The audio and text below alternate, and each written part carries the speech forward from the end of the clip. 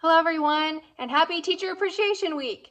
If you haven't figured it out, I'm Mrs. Weaver, and welcome to the Art Studio. I'm so glad you're here, and I hope you're ready to get creative and make something fun. If you haven't figured it out, we're making, drumroll, pinch pots. This is something that our actual Roanoke students in many grade levels have made in various different stages. We're going to start with the very basics, which is a textured pinch pot. So this is an example of one that is completely fired and glazed. You can see there's some fun texture happening here. You are going to make the much larger adult version. So before we get started, let me explain some things that are at your table. Let's get acquainted with your tools. The first thing is going to be some texture plates. Those will come in handy later.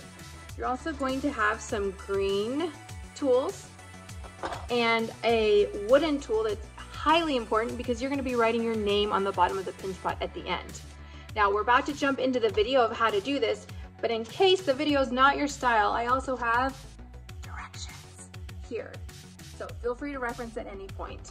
I'm very excited to be making something hands-on with you, and let's get started.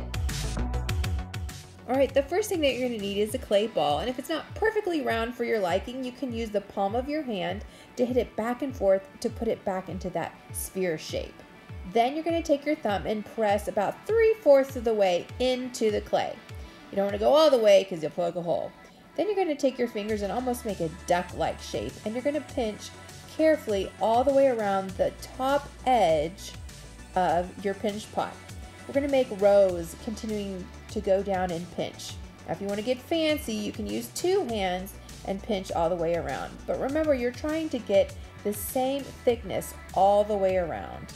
Also, you want to make sure that the bottom of your pinch pot isn't too thick because that could result in some explosions. So continuing using that duck-like shape hand and pinch all the way till you get to the bottom of the pinch pot and you have nice even walls. If you need me to check, I can come around and do that.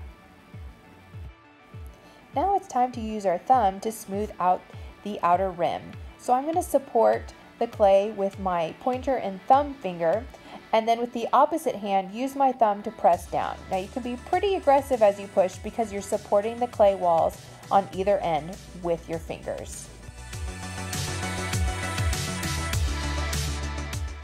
We're going to continue the same process by supporting the clay on the inside, and then now we're going to smooth the outer layers with our thumb.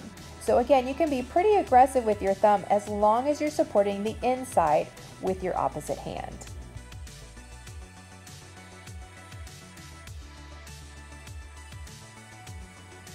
All right, now it's texture time. Your table has several texture plates for you to choose from. Once you found your texture, you're going to support or hold your pinch pot from the inside and lightly press down on your texture plate. Pull up and you should see a pretty strong texture pressed into your clay.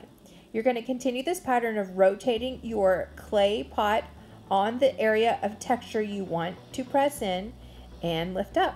Continuing this process until you make it all the way around your pinch pot.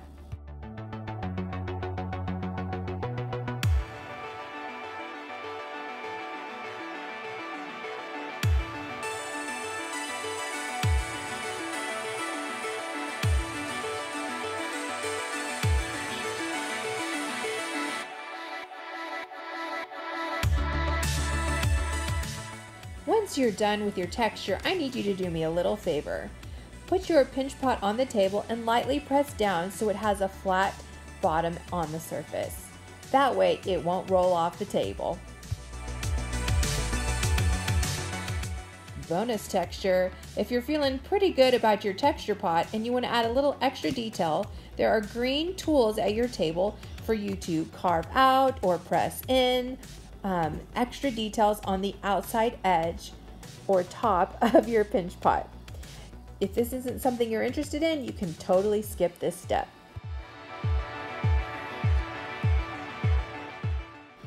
When you're done with your pinch pot, use the extra wooden tool to write your name and the grade or the group at school that you belong to.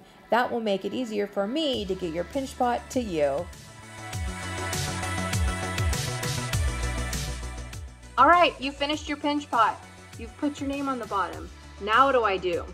There are stations in your room where you can leave your pinch pot and choose the glaze or the coloring that you want afterwards. So they look like this. Here are your options. You can be thinking in your brain, what color do I want later?